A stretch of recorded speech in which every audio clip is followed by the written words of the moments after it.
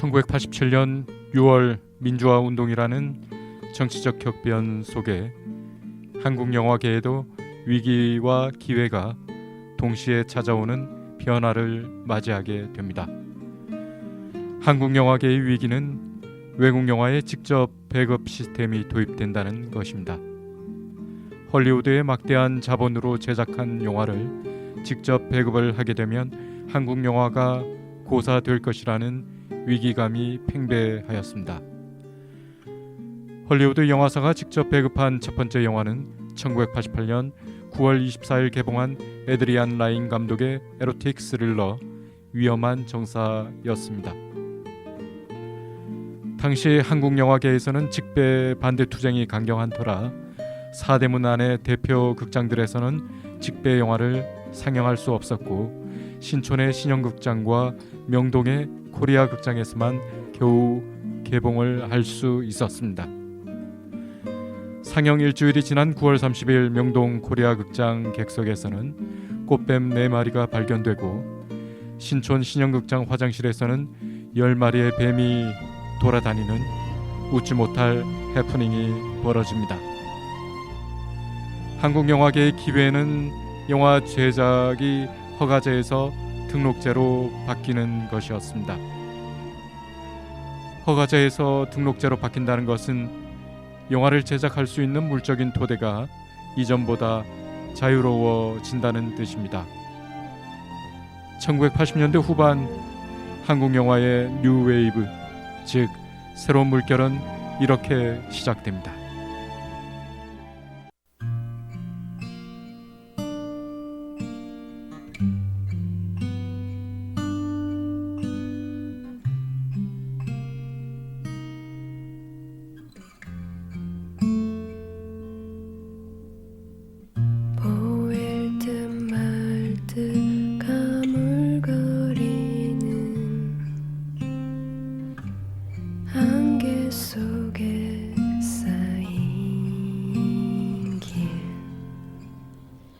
잡힐 듯 말 듯 멀어져가는 무지개와 같은 길 그 어디에서 날 기다리는지 둘러보아도 찾을 수 없네. 그대여 힘이 되죠. 나에게 주어진 길 찾을 수 있도록 그대여 길을 터주어 가리워진 나의 길.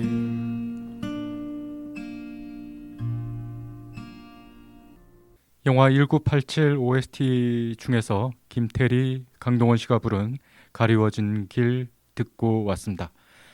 안녕하세요. 세종 FM 영화음악의 김준기입니다.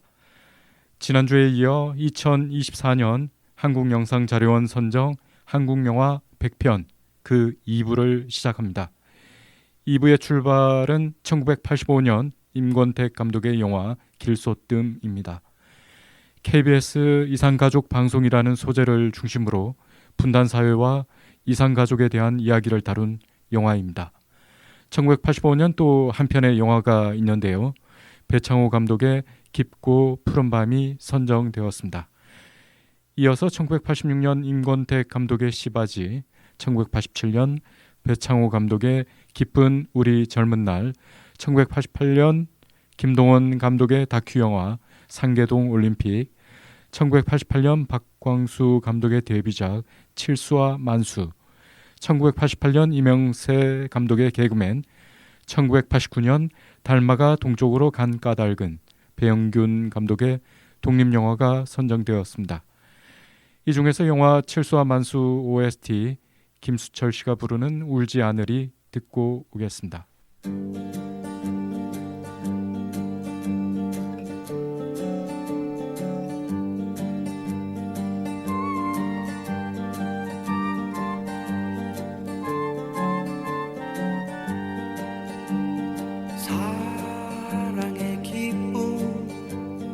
슬픔도 모른 채 나는 외로이 홀로 살아왔네. 이 내 인생이 어디서 와서 어디로 가는지 나는 모른다네. 흩어진 조각돌 길가에 구르다가 비바람에 몸을 씻어 또다시 흘러가네. 다시는 다시 울지 않으리. 먼 산의 젖꽃 필 때까지.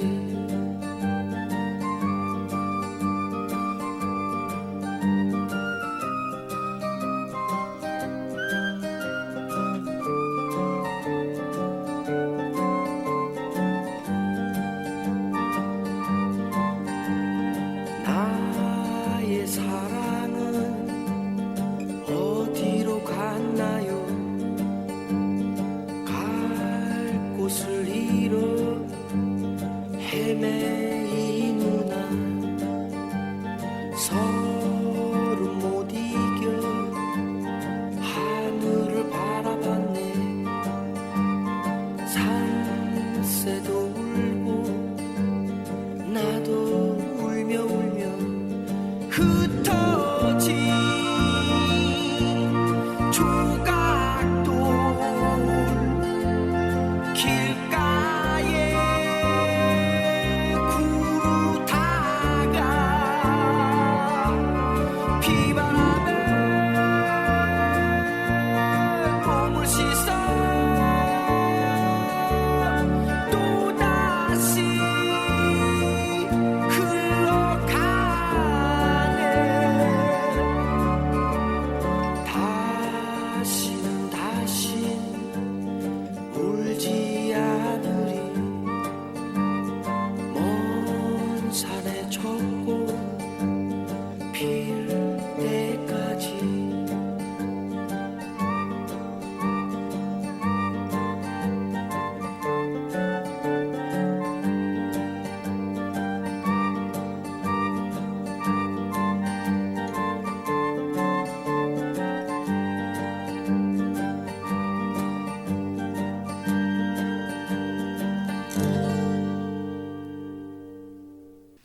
이제 1990년대 영화로 넘어갑니다.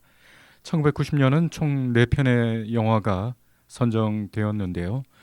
첫 번째 작품은 장선우 감독의 우묵뱀이의 사랑, 두 번째는 이은, 이재구, 장동옥, 장윤현 총 4분이 공동 감독한 독립영화 파업전야, 그리고 세 번째 작품은 박광수 감독의 그들도 우리처럼, 네 번째는 정지영 감독의 남부군입니다. 이 영화들 중 독립영화 파업전야가 선정된 것이 주목할 부분입니다. 노동자들의 파업을 다룬 영화였기에 당시 노태우 정부에서는 예민한 시각으로 이 영화를 바라보기 시작하였습니다. 결국 공연윤리위원회의 사전 심의를 받지 않았다는 이유로 영화법, 공연법을 위반한 불법 상영영화라는 딱지를 붙이게 됩니다. 그래서 극장가에서는 상영을 할 수 없었고 대학가를 중심으로 이 영화를 상영을 하게 됩니다. 특히 광주 전남대학교 상영을 앞두고 정부에서는 헬기와 전투경찰 1000여 명을 투입하게 됩니다. 목적은 영화 상영 저지와 필름 압수였습니다. 전남대 곳곳에 최루탄을 쏘며 심지어 백골단까지 투입하는 강력한 공권력을 행사하였습니다. 그 외 많은 대학가에서 파업전야라는 영화를 두고 공권력과 대학생들 간의 대치가 이어졌습니다. 그럼에도 이 영화 파업전야는 약 30만 명이라는 관객 수를 기록합니다. 당시 임권택 감독의 영화 서편제가 서울 관객수 약 100만 명이라며 메가 히트를 보도하던 시절이었습니다. 지금 이 영화를 보면 그렇게까지 공권력으로 가로막아야 할 정도였나 하는 생각이 들기도 합니다. 공동 감독 중에서 이은 씨는 현재 명필름 공동 대표고요. 장윤현 씨는 영화 접속을 만든 감독입니다. 그리고 영화 파업전야 OST의 총 감독은 가수 안치환 씨가 맡았습니다. 영화 파업전야 OST 중에서 철의 노동자는 안치환 씨가 직접 작사, 작곡, 노래까지 싱어송라이터의 모습을 보여준 음악입니다. 영화 파업전야 OST 중에서 철의 노동자 듣고 다시 이어가겠습니다. 민주노조 깃발 아래 와서 모여 뭉치세 빼앗긴 우리 피땀을 투쟁으로 되찾으세 강철 같은 해방의지 와서 모여 지키세 투쟁 속에 살아있음을 온몸으로 느껴보세 단결만이 살 길이요 노동자가 살 길이요 내 하루를 살아도 인간답게 살고 싶다 아 민주노조 우리의 사랑 투쟁으로 이룬 사랑 단결 투쟁 우리의 무기 너와 나 철의 노동자 단결만이 살 길이요 노동자가 살 길이요 내 하루를 살아도 인간답게 살고 싶다 아 민주노조 우리의 사랑 투쟁으로 이룬 사랑 단결 투쟁 우리의 무기 너와 나 철의 노동자 너와 나 철의 노동자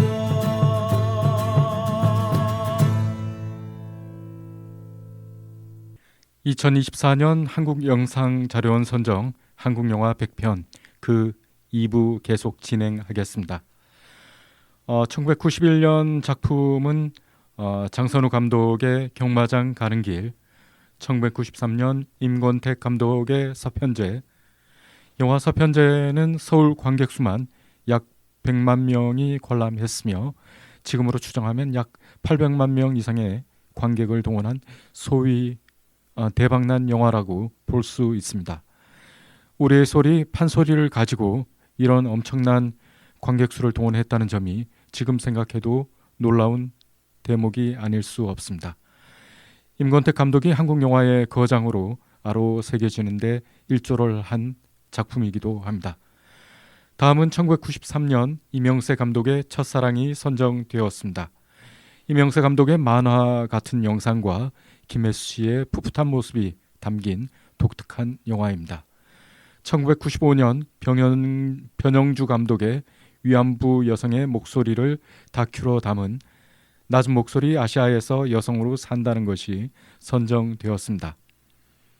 다음 1995년 배영균 감독 검은아 땅의 희나 백성, 1996년 장선우 감독 꽃잎, 가수 이정현 씨가 주인공으로 등장하는 광주 5.18을 다룬 영화입니다. 1996년은 이창동 감독의 데뷔작 초록물고기, 1997년 장윤현 감독 데뷔작 접속이 선정되었습니다. 이창동 감독의 데뷔작 초록물고기에서 한석규 씨가 군에서 제대하여 집으로 돌아오는 길에 BGM으로 흘러나오는 막동의 귀향 장면 사운드와 장윤현 감독의 데뷔작 접속 OST 중에서 사라본이 부르는 A Lover's 콘체르토 듣고 오겠습니다.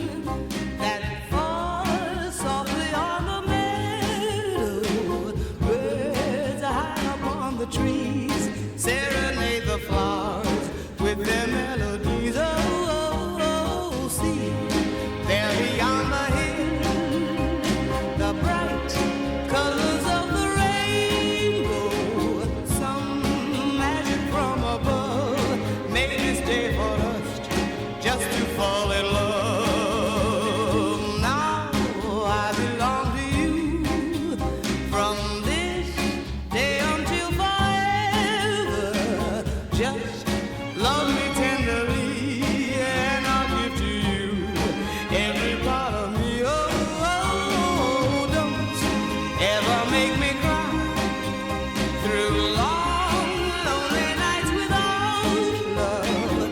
Be always true to me. Keep this day in your heart eternally.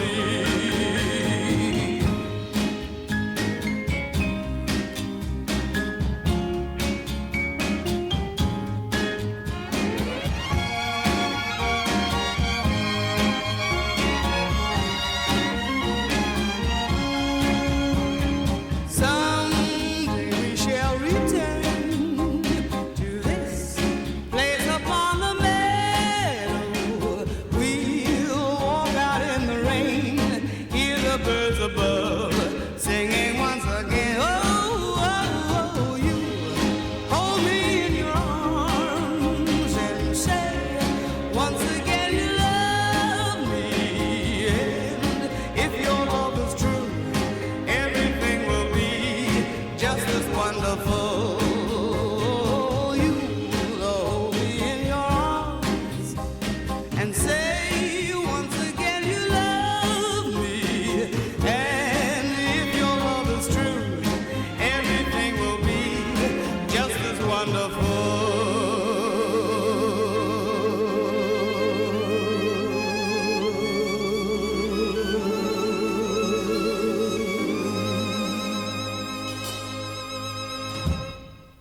영화 초록물고기 OST 막동의 귀향, 영화 접속 OST 사라본이 부른 얼러버스 콘체르토 듣고 왔습니다.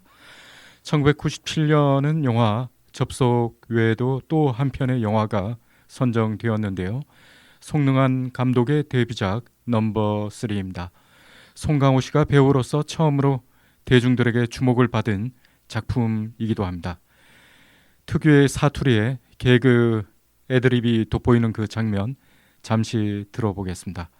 조폭 부하들에게 헝그리 정신에 대해 설명하는 장면입니다. 생활비 얼마 남았나? 14만 원쯤 남았습니다. 저희가 막노동이라도 뛰겠습니다, 형님. 건달을 불안당이라고도 한다. 불안당. 안일불. 남한. 땀을 안 흘린다는 뜻이야. 조금만 더 버텨보자. 조만간 일거리가 들어오겠지. 자, 결산하자. 오늘 강조하고 싶은 것은 이 헝그리 정신에 관해서야. 헝그리. 배가 고프다는 뜻이지. 헝그리. H-U-N. 뭐 니들 일주일째 짱깨 컵라면만으로 이렇게 때우는 거 잘 알아. 물론 흰쌀밥에 고기국 먹고 싶겠지. 응? 그걸 참는 것도 일종의 훈련이야. 훈련. 응? 니들 한국 복싱이 왜 잘 나가다가 요즘 빌빌대는지 아나? 다 이 헝그리 정신이 없기 때문에 그런 거야. 헝그리 정신이. 옛날엔 말이야. 다 라면만 먹고도, 진짜 라면만 먹고도 챔피언 먹었어. 홍수환. 엄마 챔피언 먹었다. 다 라면. 복싱뿐만이 아니야. 응? 그 누구야? 현종아 걔도 라면 먹고, 라면만 먹고도 육상에서 금메달 3개씩이나 따버렸어. 임춘혜입니다, 형님. 나가 있어.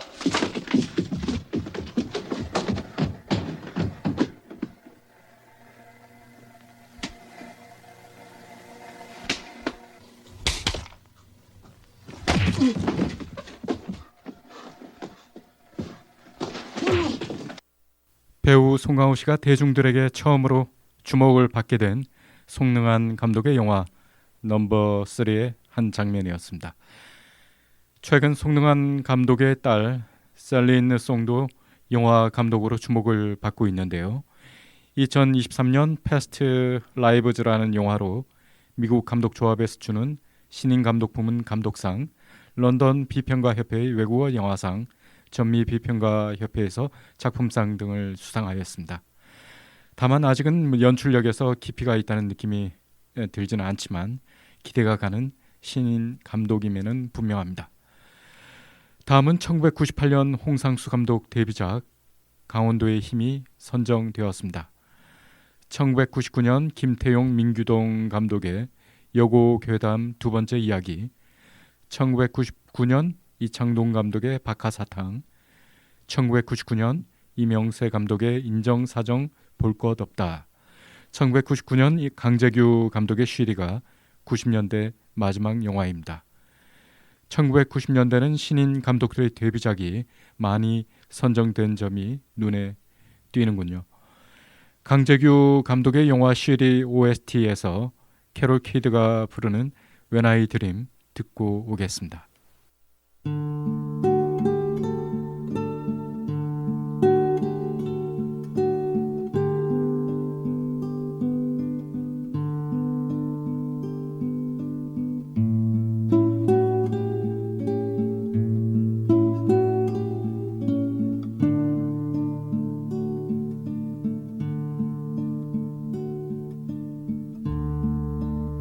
I could build a mansion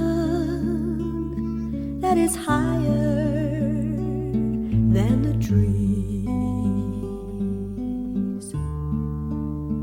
I could have all the gifts I want and never ask please. I could fly to Paris. It's at my beck and call. Why do I live my life alone with nothing at all? But when I dream,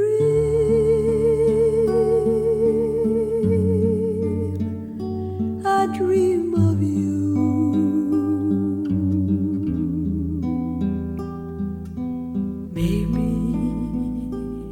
Someday you will come true.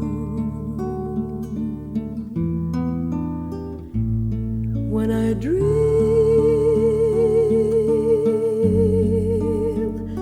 I dream of you.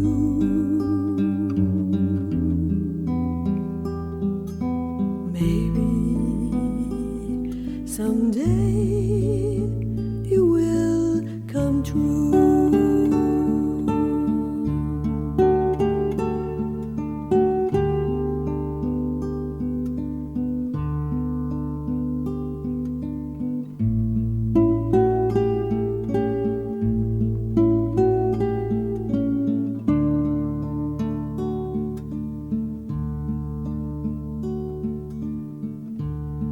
I can be the singer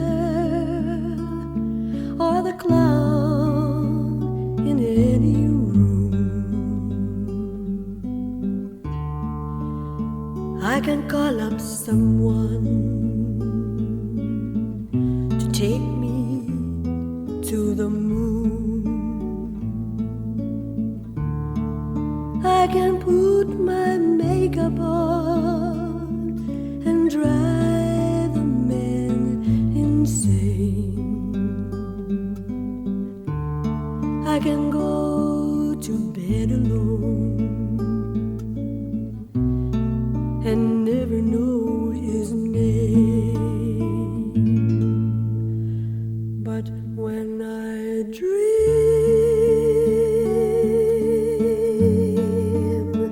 I dream of you.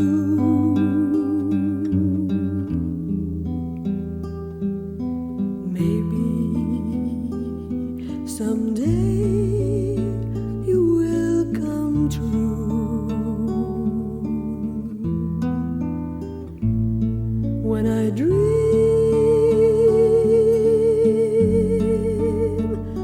I dream of you.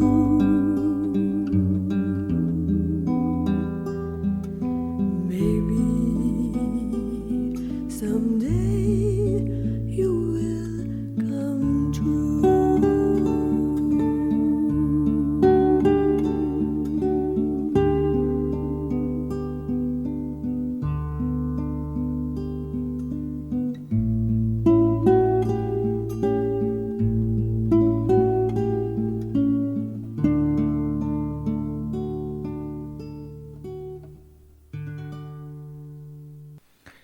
이제 2000년대로 넘어갑니다.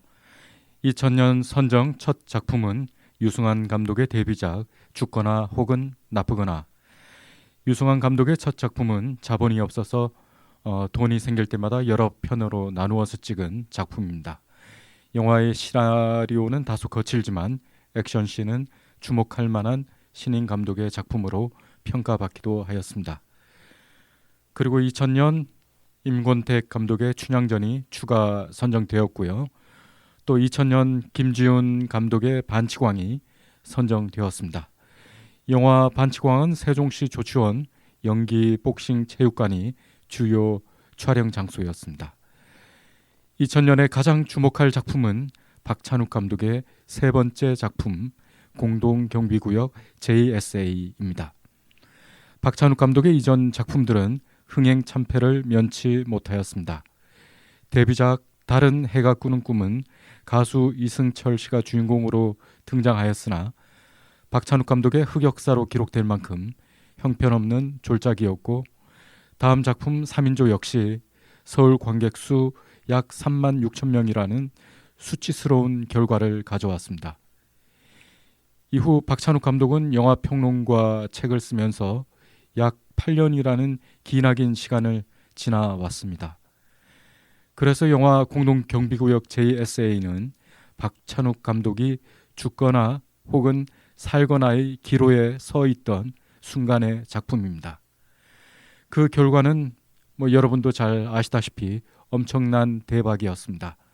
서울 관객 수 약 589만 명을 동원하고 당시 한국 영화 관객 수 1위를 차지하게 됩니다. 박찬욱 감독의 흥행 성공의 배경에는 명필름이라는 뛰어난 기획사가 있었기에 가능한 결과였다고 생각합니다. 명필름이 프로듀싱과 박찬욱 감독의 연출력이 시너지를 내면서 큰 성공을 거두게 되었습니다.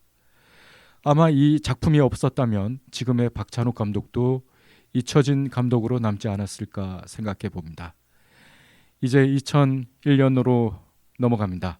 2001년 임술래 감독의 와이키키 브라더스, 2001년 허진호 감독의 봄날은 간다, 2001년 정재은 감독의 고양이를 부탁해, 2001년 윤종찬 감독의 소름, 2002년 박찬욱 감독의 복수는 나의 것, 2003년 김동원 감독의 송환, 2003년 장준환 감독의 지구를 지켜라, 2005년 박찬욱 감독의 친절한 금자씨, 2005년 임상수 감독의 그때 그 사람들, 2005년 이준익 감독 왕의 남자입니다.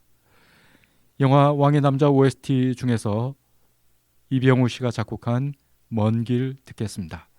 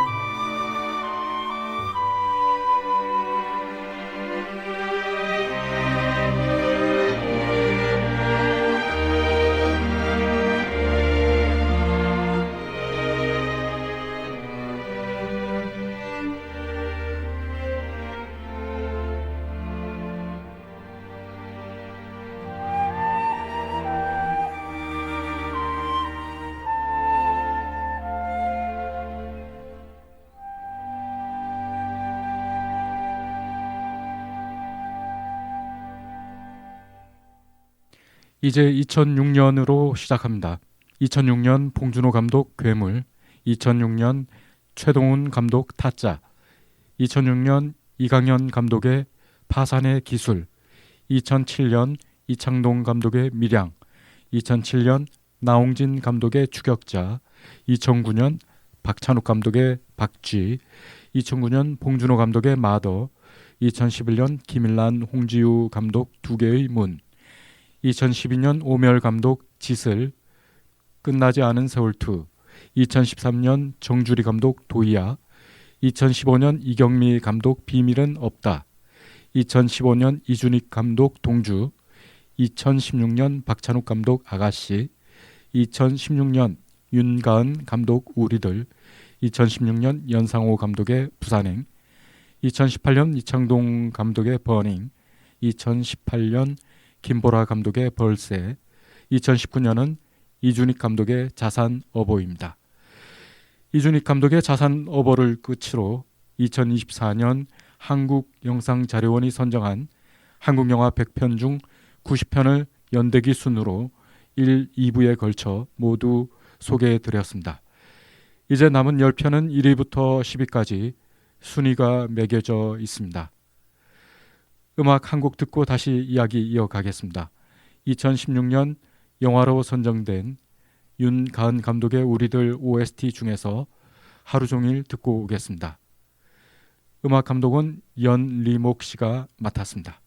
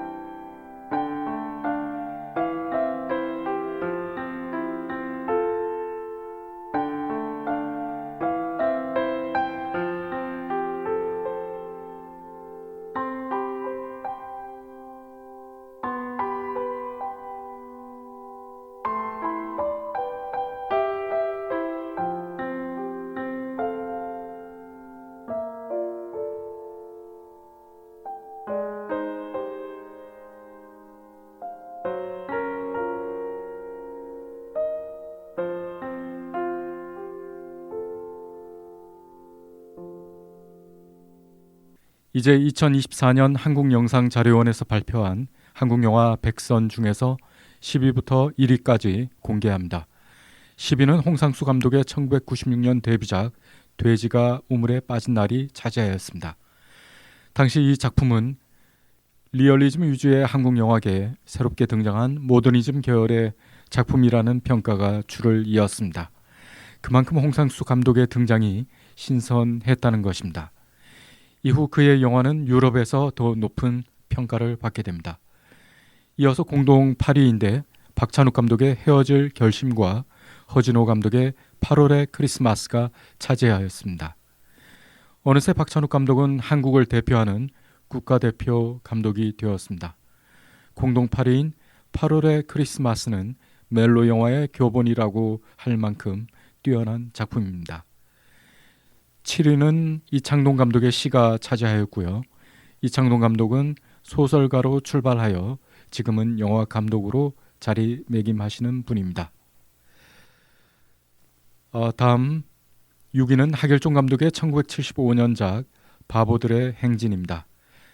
당시 UCLA에서 영화를 전공한 엘리트 감독인데 아쉽게도 젊은 나이로 돌아가셨습니다.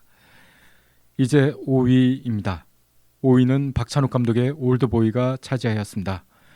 영화 올드보이는 칸느 영화제 심사위원 대상을 수상하는데 황금 종려상이 1등상이라면 심사위원 대상은 2등상으로 보시면 됩니다. 이전에도 세계 영화제에서 수상을 한 한국 영화들은 있었지만 대부분 한국적인 전통을 강조하고 오리엔탈리즘을 어필하는 영화들이 중심을 이루었습니다.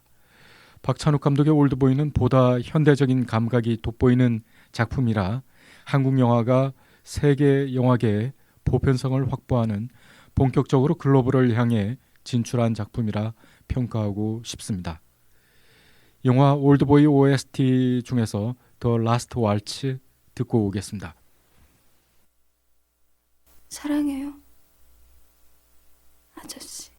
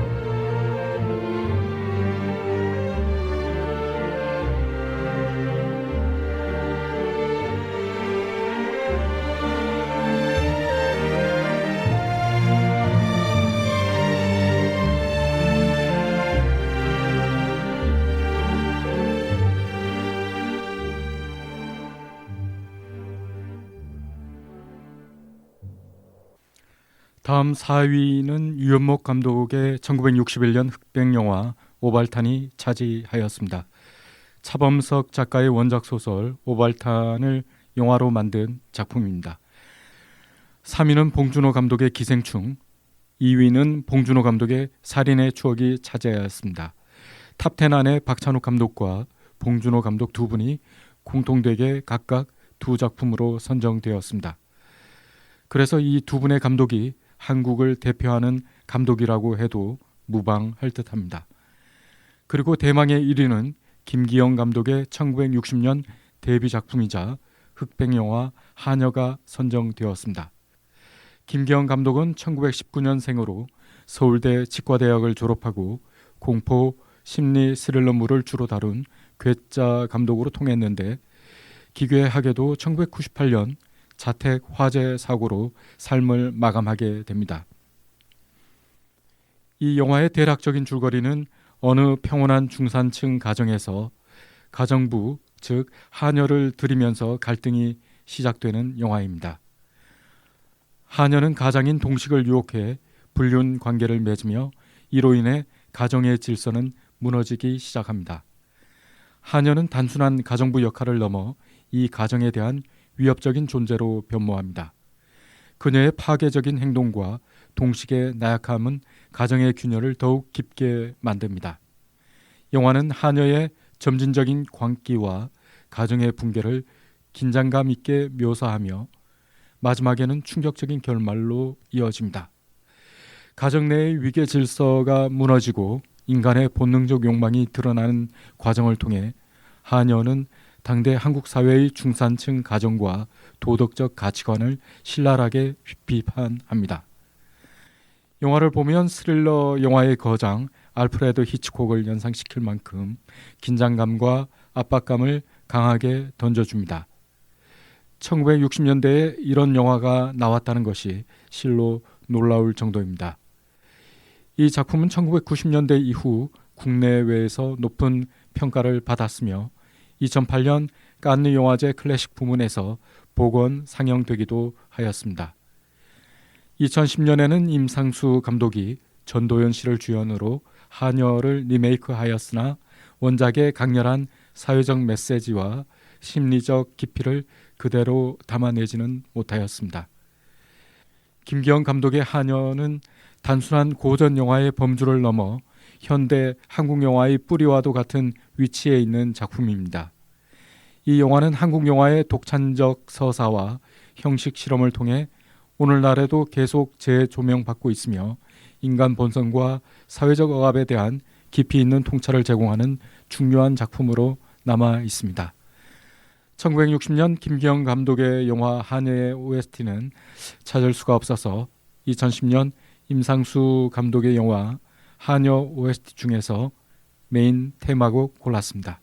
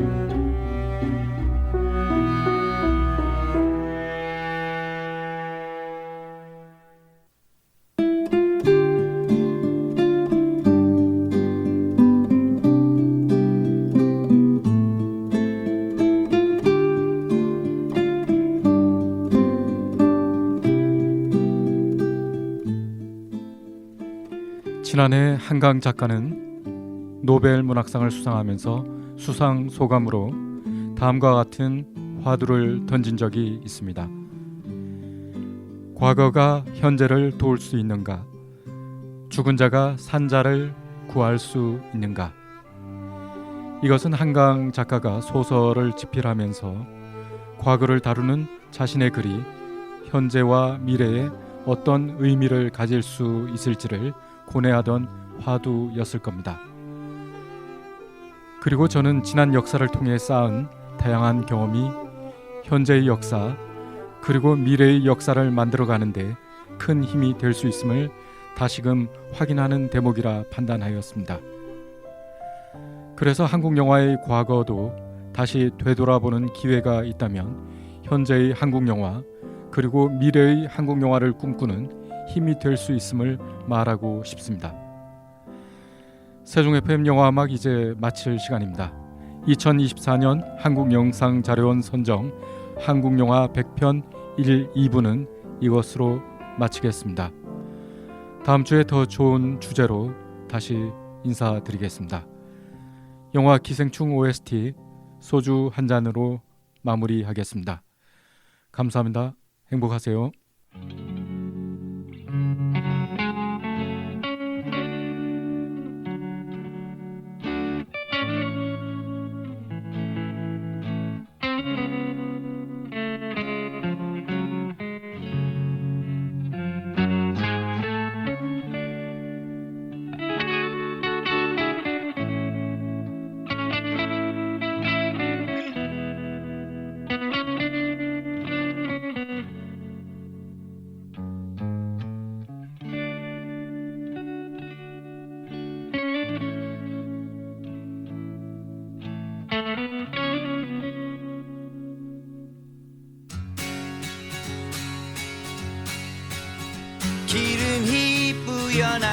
뱃속에 힘껏 마시는 미세먼지 눈은 오지 않고 비도 오지 않네 바싹 메마른 내 발바닥 매일 하얗게 불태우네 없는 근육이 다 타도록 쓸고 밀고 닦고 다시 움켜쥐네 이젠 딱딱한 내 손바닥